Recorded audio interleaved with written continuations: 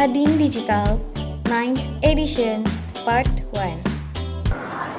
Assalamualaikum warahmatullahi wabarakatuh. Kami mengucapkan terima kasih kepada pembina serta tim Mading Digital yang telah berkontribusi banyak untuk membuat Mading edisi kali ini. Dan untuk teman-teman semua yang senantiasa menunggu hadirnya Mading Digital edisi ini, segala kritik dan saran akan selalu kami tunggu untuk edisi kedepannya. Saya sebagai pimpinan redaksi Mading Digital mempersembahkan Mading Digital edisi 9. Contents: Kompasi Alma, Idiom and Slang, Biografi, Kuis.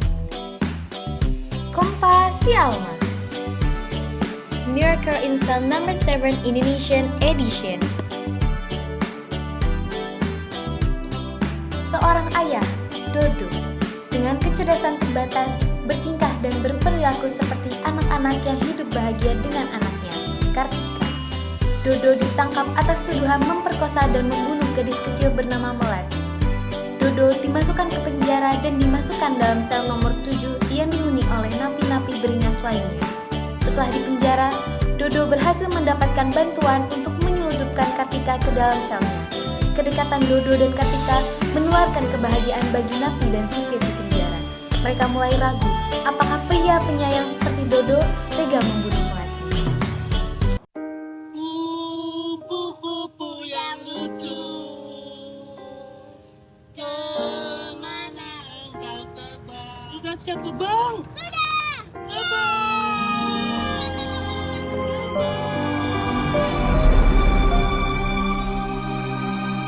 Satu, dua, tiga. Hati-hati di jalan, jangan lupa makan.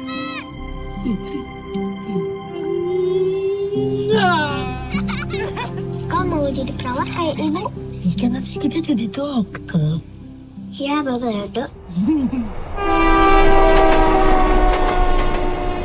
Bu Ani, Bapak nggak pulang semalam. Ika nggak nonton TV? Terdakwa Bapak Rozak telah melakukan tindakan memasuki pekarangan rumah tanpa izin. Terdakwa juga melakukan pembunuhan dengan keji.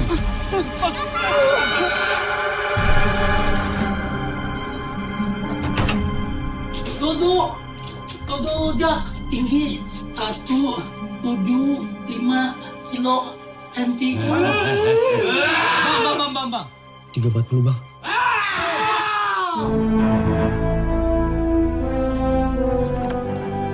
Kalian tahu apa yang akan terjadi dengan penjahat-penjahat seperti kalian di sini? Hidup di penjara itu keras, kita harus sering-sering latihan. Sekarang kita jadi saudara. Dodo harus baik sama orang. Besok orang baik sama Dodo. Minta apa dong? Anak.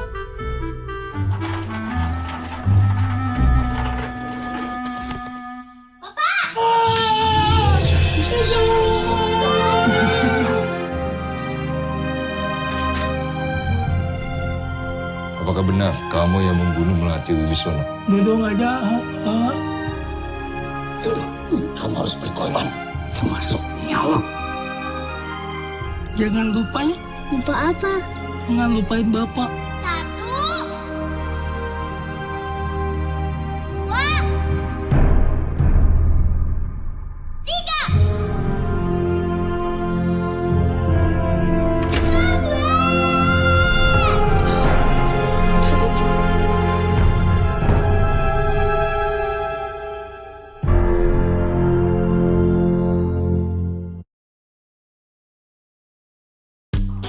Idiom and Slang. Above all, yang terpenting. As usual, seperti biasa. Balls out, hancur, berantakan. Just about, hampir. Get a clue, berhati-hati. Scrumming, enak, lezat banget. Biografi. Ibu Sri Sumiati Dokteranda, lahir di Yogyakarta 11 Agustus 1968, bertempat tinggal di Krapyak Kulon, RT 5, nomor 178 Pangungharjo. Riwayat pendidikan, TK Indah Sari, SD Jageran, SMP Muhammadiyah 2 Putri Yogyakarta, SMA Negeri Unma Yogyakarta, UNY, pendidikan luar sekolah. Apa yang menjadi motivasi ibu menjadi guru konseling? Jawaban beliau, karena saya mencintai pekerjaan ini, saya banyak belajar dari perkembangan anak remaja dan banyak sekali hal kemanfaatannya yang bisa diambil. Saya merasa sangat bahagia ketika siswa-siswi yang memiliki masalah kemudian datang ke BK dan akhirnya mampu mendapatkan solusi. Dan saya merasa insya Allah sedikit banyak ada kemanfaatannya untuk orang lain. Dan semoga ini menjadi ibadah untuk saya. Ayo, bangun kembali komitmen dalam diri kalian agar tujuan kalian menjadi orang yang alim dan dapat memanfaatkan ilmu kalian untuk kehidupan dunia dan akhirat itu bisa tercapai. Untuk itu, marilah kembali ditata niatnya, jangan gampang tergoda pada keinginan dan perilaku yang justru akan menghambat, bahkan membuat impian kalian menjadi hancur. Ketahuilah nak, masa depan adalah milik mereka yang mau menyiapkan diri dari hari ini. Untuk itu, siapkanlah. Tetaplah semangat, jalankan hari-hari kalian belajar di pondok pesantren. Sehat selalu untuk kalian, dan pastinya sukses untuk kalian semua anak-anak yang hebat. Terima kasih. Kuis. Di negara manakah unicorn menjadi hewan nasional? Apa perbedaan wara dan takwa? Ada berapa unsur dalam tabel periodik? Ayo, kirimkan jawabanmu. Kalian yang tercepat dan tertepat mengirimkan jawaban akan mendapatkan hadiah loh. Contact person, Vina Miladia, 12 IPSC. Vika Salsabila, 12 IPSD.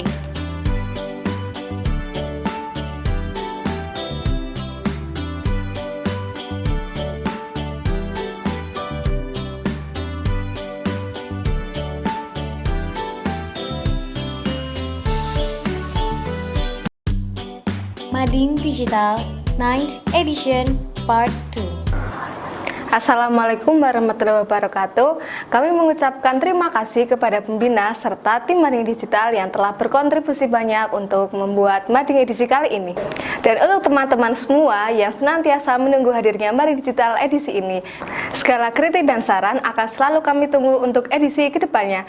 Saya sebagai pimpinan redaksi Mading Digital mempersembahkan Mading Digital edisi 9.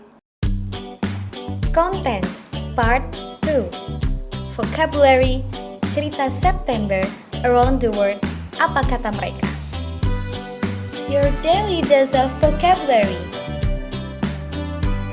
Enak dilihat, eye-catching, jamadigo, girakan. Pada dasarnya, basicamente, wale.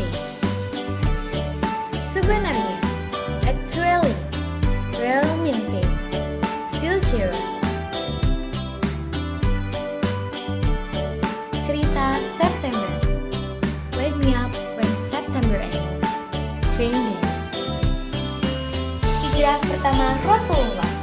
Salah satu momen bersejarah dalam khasanah Islam adalah hijrahnya Rasulullah SAW dari Makkah ke Madinah. Peristiwa hijrah pertama tersebut terjadi pada bulan Safar. Rasulullah berangkat dari Makkah pada bulan Safar dan sampai di Madinah pada bulan Rabiul Awal. Dalam buku Sirah Nabawiyah karya Abul Hasan Ali Al-Hasani An-Naduwi, peristiwa hijrahnya Rasulullah SAW dapat diambil pelajarannya sebagai simpulan bahwa dakwah dan akidah dapat melepaskan seorang dari setiap yang dicintainya. Dan sebaliknya, segala sesuatu tidak akan dapat melepaskan dakwah dan akidah dari manusia.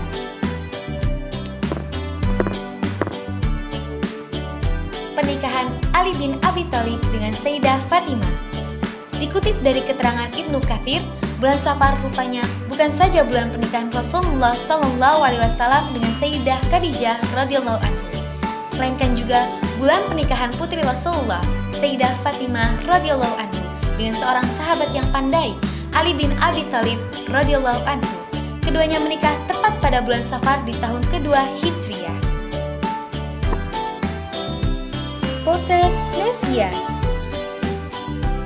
Pulau Padar, Nusa Tenggara Timur. Pulau Padar, Nusa Tenggara Timur merupakan pulau terbesar ketiga di kawasan Taman Nasional Komodo. Letak Pulau Padar berada di antara Pulau Rinca dan Pulau Komodo, sehingga kita bisa melihat keseluruhan Taman Nasional Komodo. Pulau Padar juga diterima sebagai situs warisan dunia UNESCO karena berada dalam wilayah Taman Nasional Komodo. Wah, hebat sekali bukan? Meskipun berada di dalam kawasan Taman Nasional Komodo, namun Pulau Padar tidak dihuni oleh komodo dikarenakan rantai makanan yang terputus. Di sekitar pulau ini, terdapat pula 3 atau 4 pulau kecil yang memiliki keunikan panorama masing-masing. Di Pulau Padar juga terdapat hamparan Pink Beach yang sangat cocok digunakan untuk sekedar berenang, bermain air, ataupun bersnorkeling ria. Pengunjung juga dapat menaiki bukit yang berada di Pulau Padar untuk menikmati keindahan panorama dari atas.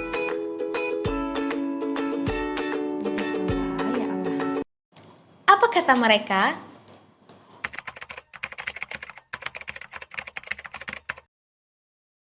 Hai, nama aku Ayu Purnamasari. Hai, nama saya Linda Dwi Arianti. Hai, nama aku Michelle. Aku biasa dipanggil Cici. Halo, nama aku Dini Lumayana, biasa dipanggil Kak Dini atau enggak Kak Tomat juga boleh kok.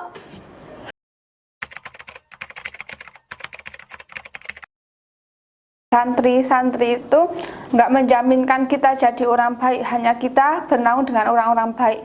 Jadi begitu kita keluar dari pesantren, kita harus tetap menjaga gaya hidup di pesantren lah, misalnya kayak jamaah, sholat gitu. Terus begitu keluar kita harus pintar-pintar memilah dalam pergaulan, soalnya dalam pergaulan itu sangat berpengaruh dalam kehidupan.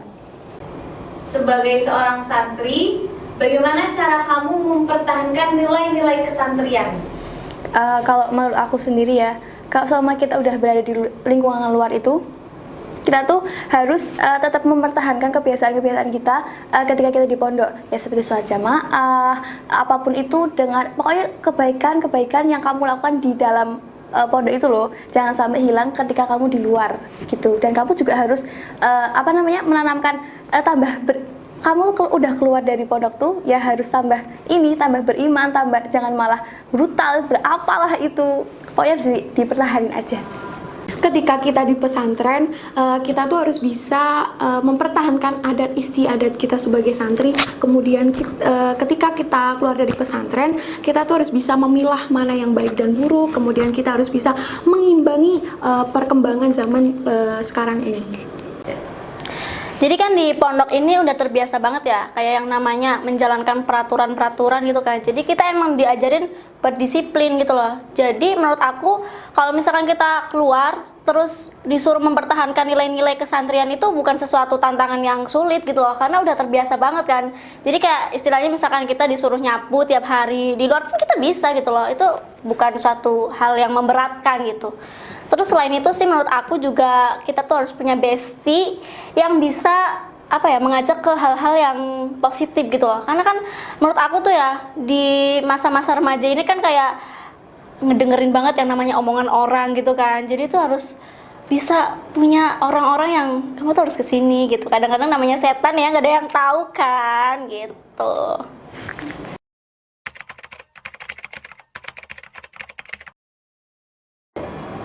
Menurut aku ya, pandangan orang-orang yang menilai santri itu gaptek itu adalah pandangan yang sangat salah ya guys ya. Karena apa? Karena di dalam pembelajaran di dunia pesantren ini itu juga udah menggunakan teknologi gitu loh, nggak semuanya yang kayak manual gitu, enggak. Kayak kita juga di kelas aku sendiri nih, udah pembelajaran itu udah kayak pakai proyektor gitu kan. Jadi bisa disambungin ke internet gitu loh, bisa mencari informasi-informasi tentang dunia luar gitu. Mungkin pandangan mereka itu melihat kita tuh mungkin dari covernya ya, jadi segi pakaian mungkin yang menilai pakai sarung atau pakai apa ya. Justru itu sesuatu yang ciri khas Indonesia banget gak sih pakai sarung ini gitu loh. Banyak juga dari teman-teman santri kita tuh yang jadi model gitu loh, jadi selebgram gitu-gitu. Jadi nggak ketinggalan zaman gitu loh.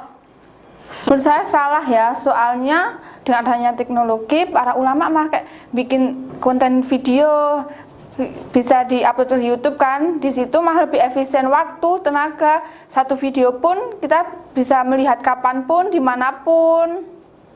Gaptek, kalau aku sih ya, kalau aku kayaknya enggak deh. Soalnya di sini aja kita pakai teknologi bisa, pakai komputer bisa. Kita lagi buat mading digital, pakai teknologi, berarti kita nggak gaptek lah. Tapi mungkin ya ini, kalau kita udah kenal dunia luar, kita udah masuk ke dunia baru itu kayak oh ada kayak gini, kayak kata istilahnya kayak culture shock gitulah pokoknya. Menurut aku salah, bukan karena kita santri, kita tuh dianggap ketinggalan zaman atau gaptek. Justru kita santri itu kita mempunyai jiwa yang kreatif dan inovatif yang tinggi. Buktinya kita nggak bisa dong, kalau kita gaptek kita nggak bisa dong buat video kayak gini.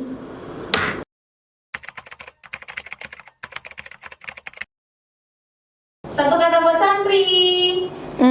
Santri itu orang-orang pilihan. Satu kata buat santri. Bismillah, barokahnya, amin. Satu kata buat santri. Kita hebat, semangat. Satu kata buat santri. Luar biasa.